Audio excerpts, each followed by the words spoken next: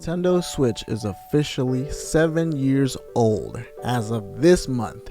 And obviously we all know it is kind of on its last leg. It's the sunset before the sunrise, which is the new Nintendo Switch 2 Pro, whatever you want to call it. And I wanted to take this time to celebrate this console and everything that it's done in two ways. One, which is this video, which is basically talking about games that should be on the Nintendo Switch or on the next gen console that comes out, the Switch 2 or Switch Pro, Switch Pro Max, new Nintendo Switch, whatever you want to call it. Part 2, which is going to be my top list of Nintendo Switch games. But before we get started, don't forget to like this video, share this video, and subscribe to my channel for more awesome content just like this. Alright guys, let's get into it. Starting off in first place numero uno. It is Mother 3. Guys, we all know this. It needs to be Mother 3. Why, Nintendo? Why have you not brought this game? Why? What are you waiting for? Why? We want Mother 3. We want Earthbound 2. Whatever you want to call it, whatever needs to happen, get it done. Okay, obviously that's, my gag, because I really want them to finally bring this freaking game, but they don't want to do it. Nintendo does not like money. I don't know what they're thinking. On a serious note, guys, I think it is about time. I don't know what they're waiting for. They need to localize it. They literally just brought it to Nintendo Switch Online in Japan. What the heck are they waiting for? They need to bring this game to the US. They need to make it a global release. Make it a physical release or put it on Switch Online. I don't care what you do, just get it done.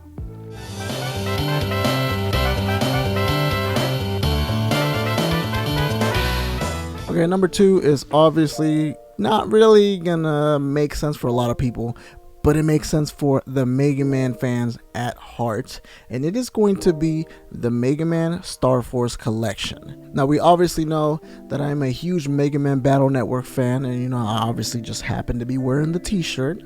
I don't know how I thought that through, but whatever. And we were fortunate enough to receive Mega Man Battle Network Collection last year, which was absolutely amazing, and it was such a blast to be able to play that. I mean, it was so much fun to run through the games, and they looked amazing. They looked even better than the originals, and they ran good, and the online infrastructure is pretty good too. It's not really much lag or anything like that. So yeah, it was a lot of fun to play these games, but honestly, they need to bring these two. And I understand that they might have some type of a difficulty because these are DS games, but if you were able to do it for Mega Man ZX, why not do it for this? And this is its own collection, honestly, because it has 3 different games that you can do, and they're all really good games. They're not as good as the Battle Networks, we all know this. I am not denying that, but this is an excellent game, and it honestly deserves to be on the Nintendo Switch. You guys agree? Number 2, I am using this game as a template, but in reality, I'm really just talking about all of the Mario and Luigi games. The Mario and Luigi games were really good RPGs that honestly existed in the Game Boy Advance and the DS and 3DS's life cycle. They all had really good games, and I'm not a big fan of the gimmicky nonsense, you gotta fight a certain monster with a hammer, and you gotta jump on another one, and you gotta use the fireball on another one. So I was not a big fan of that and of the gimmicky traversal either, but these are excellent games. They're really funny, they're super incredibly creative, and just different RPGs. They're really whimsical too, which I always, who doesn't like a little whimsicality? Who doesn't? But yeah, this is another game or game series that just kind of disappeared when Nintendo decided to merge their home console with their portable console. And this is honestly another this is a whole, I can make a whole video just on this alone, all the games that died when Nintendo chose to do this. But yeah, we're gonna leave that for a later day, honestly. Number 3, I have talked about before, and it is obviously The Legend of Zelda Four Swords Adventures. This game is trapped on the GameCube. I mean, trapped. Well, I mean, if you're a PC guy, if you're a modder, it's not necessarily trapped, if you know what I mean. But this is another game that I think would have benefited from coming out in the internet era. Like, the GameCube wasn't really set up like that, and this was a gigantic pain in the butt because you essentially had to have 4 Game Boy Advances, and you had to have the cables for them too, which was not exactly easy. So it was really hard playing this with 4 people. But if this game was online, boom, you literally destroy that obstacle completely.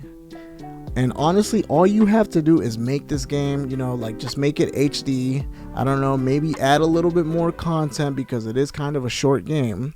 And there you have a $60 console seller, honestly.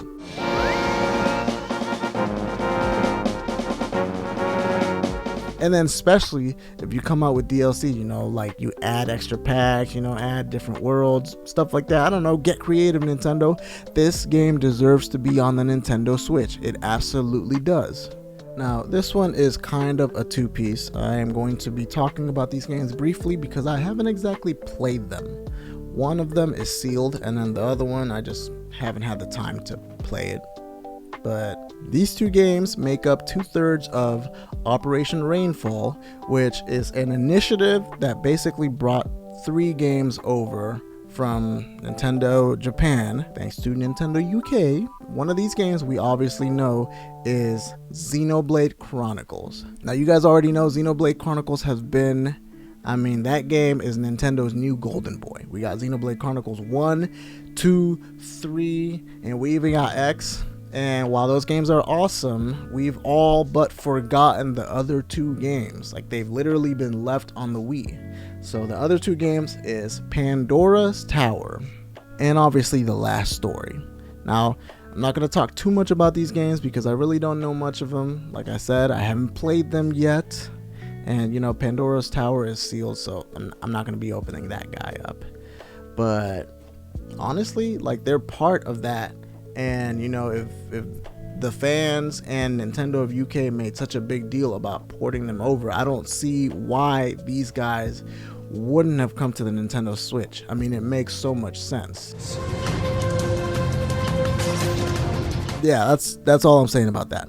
Bring those over. Complete the Trinity. Now, another one that I am going to be talking about is this guy right here, Tatsunoko vs. Capcom. Now, I have played a little bit of this game, and this game is actually really, really good. A lot of, the fighting game community, they are really big when it comes to this game. And this game is literally trapped in the Wii. Now, we all know the Wii does not have the best controller when it comes to playing fighting games. So this game is a little bit limited unless you have a good controller. And just like you see in the top there, I don't know if you guys can see that, but you can use the GameCube controller or the little Nintendo classic controller or whatever. So it does open it up a little bit, but not too much. And honestly, the fact that this game is literally a gem and has not been ported over is insane. Capcom, what happened here? You guys brought over a ton of fighting games, a ridiculous amount of fighting games, but you forgot this one. What's going on here? Did it just not sell very well? I don't know what's happening. Right, guys, now another one which is in high demand and a lot of people have really been asking for this guy is obviously Xenoblade Chronicles X. Now, this game was insane. It was absolutely massive, and I still remember buying this game day one when it released on the Wii U, and it was just so cool. Everything that you could do, the character customization was awesome. I actually went back and played it a few months ago, and it didn't exactly age as good as I thought it was gonna. It looks really good, but some of the characters do look a bit janky. But honestly, this would be an excellent game to bring over to the Nintendo Switch, honestly. Like, I understand, you know, the gamepad features and all that might make it a little bit difficult to port over, but now that we have the internet structure, you know, you can play online and you can do all these things, play with your friends and all that, so it just makes sense for them to bring this guy over to the Nintendo Switch. Like, it literally makes sense. And you know what? I'm gonna scratch that. Bring it to the Switch Pro or to the Switch 2. Why not? Do that. Now, you know, I saved the best for last, and it is because these games are the best, literally the best that the Wii U had to offer, in my opinion, in my humble opinion. And that is going to be The Legend of Zelda Twilight Princess HD and The Legend of Zelda Wind Waker HD. Now, before I go and cry in the closet and scream my heart out, Nintendo, what is happening here? I mean, honestly, the only thing I could think of that would be reason enough to not bring these absolute bangers of games over to the Nintendo Switch, which is fast approaching 150 million units, is the fact that they don't want to dampen the current Zelda games that they have out. They have Breath of the Wild, and then they have Tears of the Kingdom. And you know, Tears of the Kingdom came out last year, so I understand if they were to drop these two games on there, those sales would probably go down immensely. Like, people would be buying the heck out of these games, especially if it is a 2-pack.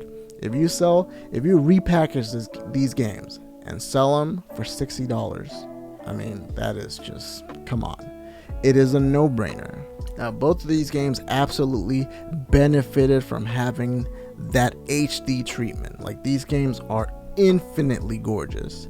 Twilight Princess isn't as pretty just because it's got that dark theme, but Wind Waker just pops in a way that is just insane. Like, that graphical style that they chose for Wind Waker just aged like fine wine. And I, for one, would absolutely love to see this game come to the Switch, especially portably on the OLED screen. That crisp, beautiful, vivid OLED screen would make this game be insane. Now, you know, I also understand that these games also have issues because of the online connectivity that the Wii U had that the Nintendo Switch does not have. And when I'm talking about that, I mean obviously the Miiverse. That is also an issue when it comes to porting the games over. But I mean, this is an infinite money glitch. Like, I just don't understand why Nintendo wouldn't want to do that. It makes absolutely no sense. I am telling you right now, if you were to come out with a collector's edition box, including both of them, and it was $200, I would be like, thank you, may I have another? I would be like, can I have 2 of those? Can I have 3 of those? And I'm not the only Nintendo fan that thinks so. I mean, look at my video, my switching back to the Wii U video, because it's got Wind Waker. That video has a ridiculous amount of views. Like, it has a ton of views, and it's because people really give a crap about this game. Like, they absolutely do. So enough is enough. Nintendo, let us have these games, honestly. Alright guys, that is the video, and stay tuned for part 2 of this video, which is coming next week. And as always guys, don't forget to like this video, share this video, and subscribe to my channel for more awesome content just like this, because we are fast approaching that 3,000 subscriber mark. I'm telling you guys, we're gonna hit it this year. Absolutely. Alright guys, we will see you on the next video. Peace. You know, Nintendo, if you see this, ignore all the games and just bring Twilight Princess and Wind Waker HD. Just give us that. As a matter of fact, make those launch games for the Switch too.